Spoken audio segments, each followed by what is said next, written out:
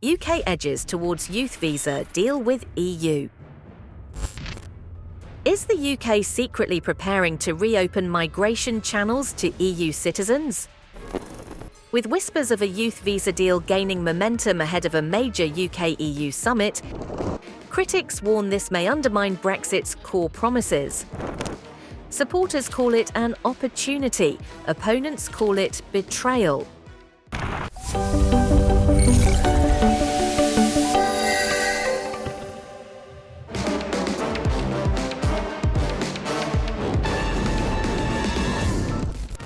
In today's video update, we dive into Labour's quiet shift on youth visas, the EU's demands framed as youth experience, growing Home Office resistance and political pushback, and the broader impact on Brexit's legacy and shifting public opinion. Watch till the end to see how these behind-the-scenes moves could reshape UK-EU mobility and stir debate across the political spectrum.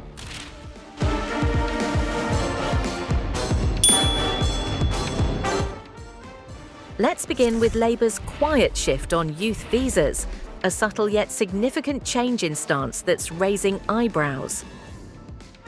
Despite once ruling it out, Labour is warming to an EU-wide youth visa scheme, facing growing pressure from its own MPs.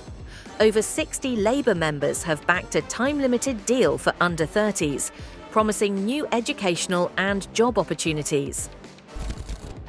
Next, we explore the EU's demands and youth experience spin, where diplomatic language masks broader migration negotiations.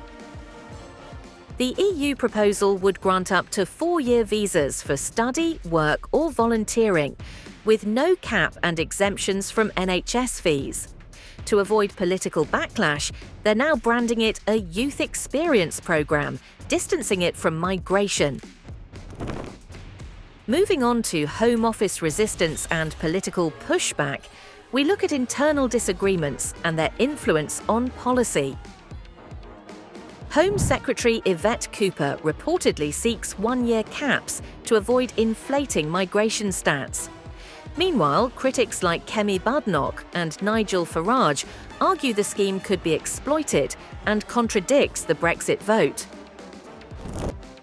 Now, we examine the impact on Brexit legacy and public opinion, assessing how these shifts could reshape public trust and political narratives. With elections looming, Labour's gamble could reignite Brexit-era divisions. Is it a cultural exchange or the return of mass EU migration under a new name?